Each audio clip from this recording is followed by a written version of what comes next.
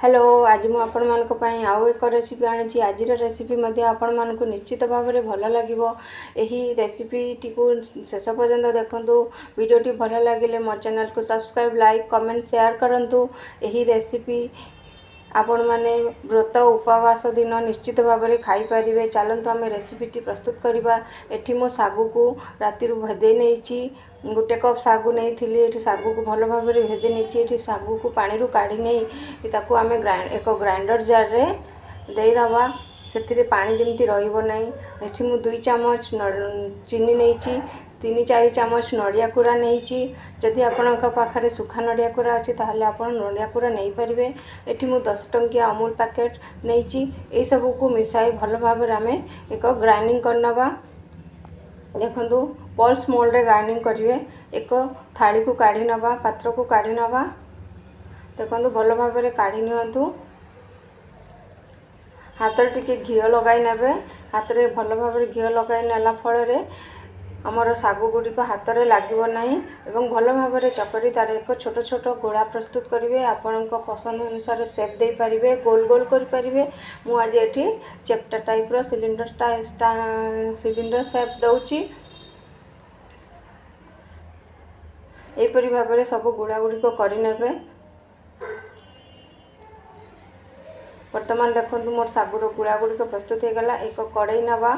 वर्तमान आम एक कड़ाई रे 2-3 चामच पानी ऐड करदेवा। से मु क्षीर ऐड कर नौची। क्षीर मुझे 1/2 लीटर क्षीर नहीं मो सागुर क्वांटिटी को लेकिन मुझे क्षीर ऐड करी। क्षीर रे मु टिके केसर पके नहीं केसर पकेवा फल आमर क्षीर रंग चेंज हो। वर्तमान देखो क्षीर टी भल भाव में फुटी आसला। यही समय टिके मु 1 चामच फूड कलर ऐड कर नहीं। जदि आपण माने फूड कलर ऐड करबा को चाहूना ताले ताको आपण स्किप करि परिबे। एठी मु 2 चामच चीनी ऐड करिछि बेसी ऐड करिवे नै कारण आमे सागुरे भी चीनी पकेथिले। एठी मु क्वांटिटी हिसाब रे मु एठी 2 चामच क्षीर ऐड करिछि। वर्तमान क्षीरटी भल भाव में फुटिकी बहलिया हो आसलानी। सही समय रे आमे सागुर गुड़ा को एथिरे ऐड करि नबा। ए सब को ऐड करी भल भाव में गुड़ाई दियंतु एवं किछि समय कम आंच रे बसांतु।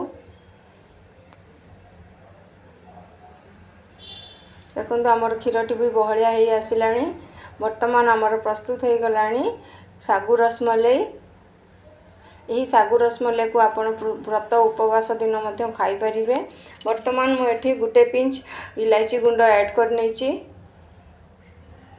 वर्तमान आम गैस टी को बंद कर नवा। वर्तमान आम एक पात्र को काढ़ी नवा सर्व करवा। देखंतु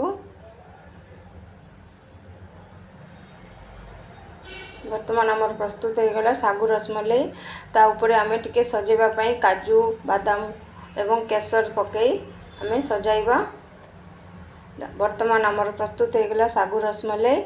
आपण मान करिकी देखंतु निश्चित भल लागिबो।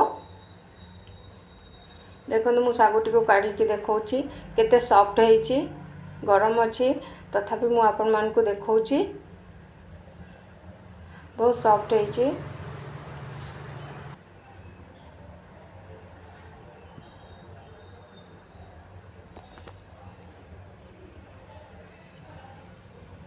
Bye bye.